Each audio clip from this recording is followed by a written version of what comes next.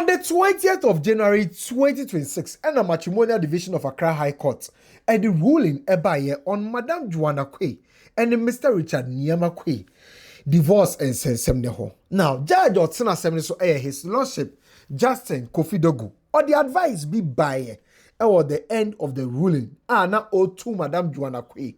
Efo says Madam Joanna Quay so say or boy Mr. Richard Nyama Quay. Emma omo establish quick credit as how me than the bills ne dia and ye offer call another court no go pray what is due.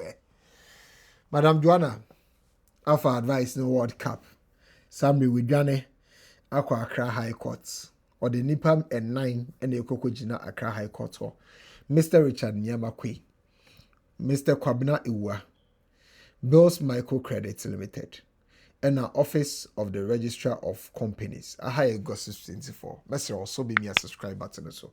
Now I click the bell notification icon so. Now you know divorce petition. Madam Joanna Quay you could die Accra High Court no. It was her case. So Okaubi and Mr. Richard Nyamakwe ababe the billionaire Ghanaians no. Aside so Mr. Richard Nyamakwe investment through if I say data bank or SDSSB in the kaka ho nyina no. Osaso listed what Mr. Richard Nyamakwe company obie no quick credit company no as one of the directors. And that's why a director keke no one share or shares or company mo the shares near bare 10%. And cross examination also our court them more in March 2024. Mr. Richard Nyamakwe a dispute here say Madam Joanna na onye director da. Again, Madam Joanna na only shares be our company mo but recorder obukofa fi registrar general honomo e de baye na wo Madam Joanna petitioner or the better court na ekire sampa no 10% shares but Mr. Richard Nyamakwe so record odi fi registrar general honomo baye na ekire say Madam Joanna any 10% shares na mo ni ba for and what shares they be and on Mr. Richard Nyamakwe no and a majority shareholder on Sasonia director our company mo inti akoya no baba ye court dem ho but assembly na ko the way no his lordship Justin Kofi Dogu ebekaye when the final ruling mu essay I must observe that the petitioner may feel disappointed with the financial award granted because obekaya Madam Joanna 300,000 Ghana cedis aside sika o de be hwe nkola no any other sika no Madam Joanna ni nyaye from aware ni namu 300,000 Ghana cedis and Justin Kofi Dogu his lordship eka say onim say Madam Joanna be disappointed by sika na odi ama no because Madam Joanna case I say no ye co-founder as also ye shareholder and also ye director of quick credit microfinance company somebody there ababe bills no Susu say no ne nam sala Mr. Richard Nyamakwe ababe odefo Ghana fo nyina ehunu no na say sa na tie dia and your catch Madam Joanna say ombo modia no for Mr. Richard Nyamakwe any company no enkonko gina mrenim na onje de esefata no because our enemy dey 300,000 cedis spend obenya baby a business mu dey so to me prove say or prove or court dem one on Justin Kofi Dogu his lordship cry no agya to mu na so to me go prove say in another quarter bia no obetumi enya de esefata no na be cry through no betumi tracy asset a Mr. Richard Nyamakwe e de sika wenye free quick credit mu e de aye na just say de sefata ni bia no wetumi enya na divorce suit de enye no e na omo de beka company nhye ne company mra ne why na e was shares ni ade enya ha no betumi aka no. That was the advisor his lordship Justin Kofi Dogu e de baye on the 20th of January 2026 so beka so Mr. Richard Nyamakwe a delay show so interview na Ghana over 1 million views no. Okokai ohonomo emra delay bisa no say na ese wo yere kra bobosia de boa na do say ni on bobosia kra da o. Yes you no one of the also no ese spend only degree o ese spend o. And see at this point now we re banker na. Because another story in the news they say okoji loan bank na o ma start shop. Oh, yeah, no one G loan put out. G loan that. Now, Okoji loan was him. Oh, say. Same thing. Maybe I say at this point now, Okoji was shop now. Buy and kakra now was that. Oh, my free UK about me the pounds kakra about. About into a bank loan be an or you me pounds kakra me the buy and me the share me Jumasi. What the share with Jumasi? The share me Jumasi. That time you see, oh no, or ye Juma wo franchise. Okay. Or ye Juma wo franchise. Usu as a cashier. Oh, until no ye cashiering. That's all she has done. Okay. What I say, cashiering is all the work she has done. You remember, Frankie's as a cashier. Okay. And now free honor musuna, or call, or ye cashiering so. Until free honor, and now call your company be a friend foremost Ghana. Okay. I'm here to say agency company. Until Mujin call more employing for. Now after the more companies, cashiering at their mom. Okay. So you know that agency. Okay. Until no agency no yeah. Okay. Because on one degree. Okay. Or no yes called just secondary school. Or it's just as SHS graduate. Okay. And see, that is what she was just doing cashiering. So there is no point of foremost follow the call those days standard water. Eko cashiering and now Musa the call Unibank,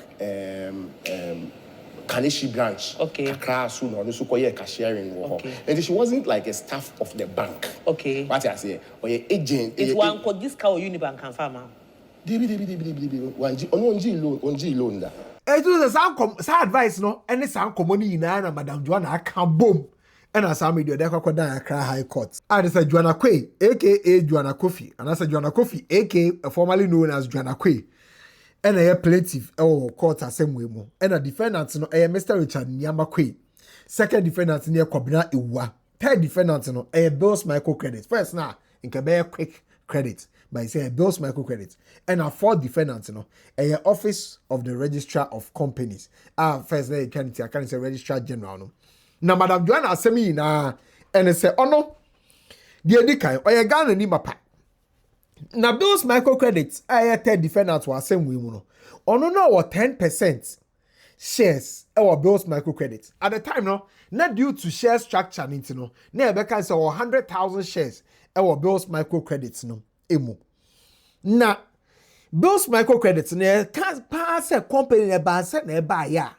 Eyo no Madam Joanna no or ye plaintiff no. Ene Mr. Richard Nyamakwe ye first defendant no. Omumienu and now more directors of the company our original incorporation. In fact, time omuko be a company called register any idea no. Omo na more directors.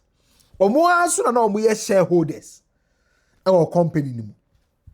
Na Mr. Richard Nyamakwe no 900,000 shares against ono Madam Joanna no 100,000 shares no.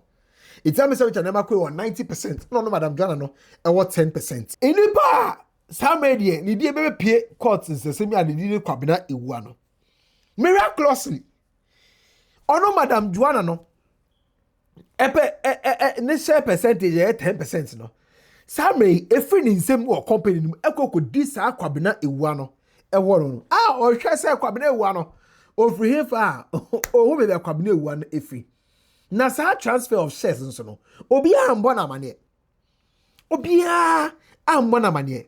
And what's no de Kwabena Iwa no akasa court asensensem wo no apese otumre no ochire mu said in the year 2011 and no Mr. Richard Nyamakwe form a quick credit no omo ko register quick credit no asa me the quick credit ababa dane Bills microcredit and no kana Mr. Richard Nyamakwe and asesa din no na edina osesa ye no one consult on no Madam Joanna no cry no yes shareholder and one consulting no society no because on your success still order so shareholder Mr. Richard Nyamakwe uncle osity the plaintiff says that all these changes effected by the first defendant were unlawful in violation of the Companies Act and in furtherance of an artful and fraudulent scheme to change the identity of the company formed and usurp the rights of the plaintiff. Who is Mr. Richard Nyamakwe yes sir senior beya or bet dane company nini. So we see a credit quick credit a Bills microcredit. Now senior what dane share percentage no. What dane company nini sir. Sano no can or Kebium said on record no or a shareholder. What is it? na oyeyere loyal wife for that matter, or also a responsible wife for that matter, or contributing immensely to the growth of those quick credit ababa than bills microcredits, no, or contributing immensely to our company. No, to say, or a part of Unkofa no would chase your mom or deka.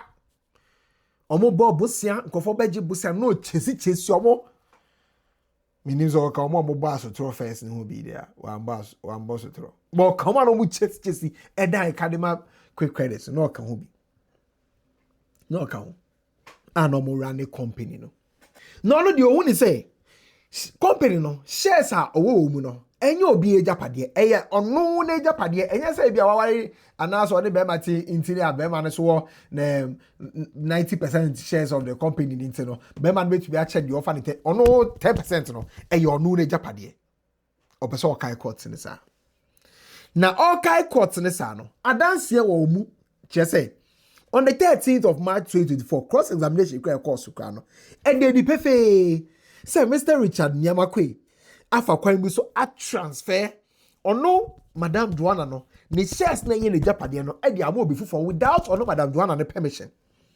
Now why investigations ehun say Mr. Richard Nyamakwe transfer shares ne shares e wo bills microcredits no first quick credits no or de akoma kobina ewua or de akoma kobina ewu omo krata e betumi prove we nyina or de akoma kobina ewua. No, Southwest State biom say omokoji records every registrar general hono no. Omo say Mr. Richard Nyamakwe increase shares no. We increase shares na kosro without ono Madam Joanna no consent on na nkahwe. On na nkahwe. O increase shares no. Sisi ababe ye 8.1 million shares. And I just say ono Mr. Richard Nyamakwe nafa. And ono Madam Joanna no 100,000 shares never better than 900,000 shares because the total share structure no 9 million and on no Mr. Richard Nyamakwe na famu 8.1 million there and automatically on no Madam Joanna no sabi on 900,000 shares no problem but some move no wrong or who say fraudulent move and Mr. Richard Nyamakwe no or more records from registrar general which media prove now or so kabium say Mr. Richard Nyamakwe and someone and say subaya wadani no or when say ye nyoma ekọ editia company laws I work Ghana has he so to me transfer no Madam Joanna shares without so informing no or to me increase share structure no without the consultation or why involving will be more company needing ade no eti or the pointing out the one say fraudulent Mr. Richard Nyamakwe aye the edikan and say or no 10% nedia. One agree so be transfer shares no edia mobia. And na Mr. Richard Nyamakwe sorry and no transfer shares no. Wa bra one consulting no. Oni nending komobia. Or when go through the right structure. Also mu go to and send ma transfer shares no. And na Mr. Richard Nyamakwe the shares no ma kwabina ewua. Te say the say shares no eye mobile phone bi na obetumi atam na de achobi keke. Fraudulent. Sano no huno. Na transfer na course no kra no utumu se omanfa Companies Act of Ghana mra so anfa nye transfer into your unlawful or make it any transfer bia any right say or no na was so kire say person yes a transfer no and as also mo consulting no mo yes a transfer no obi an consulting no as prescribed by section 33 subsection 6 of Act 992 Ghana yemra no omo edi so one agree enye so obi eso ni minimpo no obi obetimi aka say omo mia de mene kra no de one agree that someone transfer the shares and fan komo bia na kwai omo fa so e de kwabena ewuadi kwa ba be shemu say company no or your director any ade no only say fraudulent say omo man the shares ni ade fraudulent or say registrar general no omo twem also mo yi free because fraudulent unlawful no asanso akabiom say Mr. Richard Nyamakwe run bills microcredits to say the ono kwa no ye shareholder ono kwa no ye director of the company or refuse to acknowledge a company with 2 directors or no Joanna na eka ho or refuse to acknowledge a company with 2 shareholders or no Mr. Richard Nyama Kweno e 90% or no Joanna no what 10% or acknowledge sano no na ma no mo ware no Joanna no exercise the right as a director as a shareholder for the sake of peace or peace wa ware no munti no aka na no atum na Mr. Richard Nyama Kweno ye de opeso ye bia but this time around here enema make us city. Plaintiff averts that the first defendant has run the affairs of the third defendant, a company, in a manner most oppressive of the rights of the plaintiff as a shareholder and director. Throughout the substance of the marriage between the parties, the plaintiff failed to exercise her full rights as a bona fide and as a bona fide and now bona fide, whatever, however you want to say it, shareholder and director for the sake of preserving peace between the parties. It's your no, Madam Joanna no.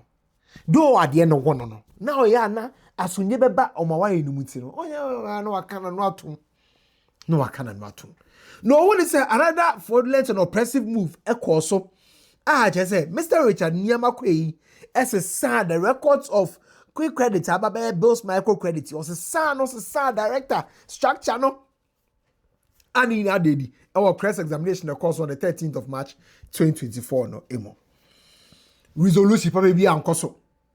Say omo ye meeting so omo discuss so omo yi ono Madam Joanna Nefimu as director no omo di obeba be shame na we keep it obia anya sa ohia no so omo dile omo yi di afim omo yi di afim. It is our conduct no of Mr. Richard Nyama Kwei say obey orchestrate no maji ni shares na fi ni same na omo yi na fi ho as director. Any idea so na records no what registrar general ho no ma chess sa changes we nyina akoso no e was so to be declared null and void say a hodi anya adwuma because was suffer a lot as a result of such shareholding structure ya akoso restructuring ya akoso normal transfer the shares no more yin as director was suffer a lot.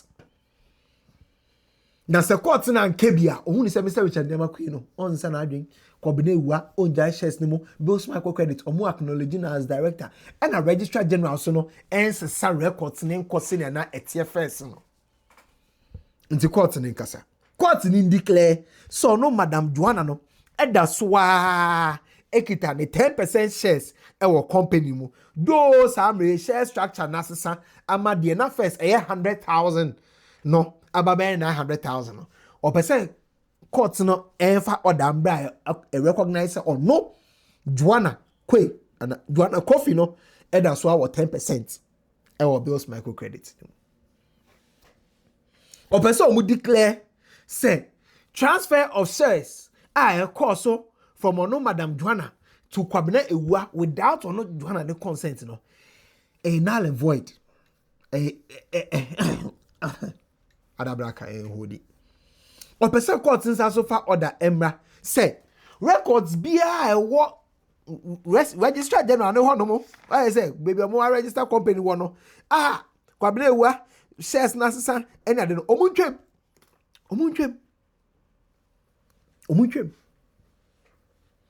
Court since so far order emra say Mr. Richard Nyama Kwei any bills microcredits first na quick credits no omonte na se normal say 50 December 2011 ebepem da court ne de judgment beba e was hasem we so no enfa so bia bills microcredit aye bia no ni share omo fama no court ne share omo say Mr. Richard Nyama Kwei any bills microcredit internase no omo calculate from December 2011 company ne fa so say no monya ebe pim time judgment me ba no if aso say no munya if aso munya no omo fa ono Joanna Kofi ne de emma no court ne say aso famra say profits bia bia no omo fa so interest emra eti de kan eni so mu profits no akonta de etoso mienu eni so mu tia profits ne fama no de etoso miensa eni say interest in sihu what profit no omunti anfama no 5th December 2011 court ne san so mfamra say Obebi a omudi na ba be hye ho so on na director instead of ono Joanna Quay no on sem fata oye null and void on sem fata oye null and void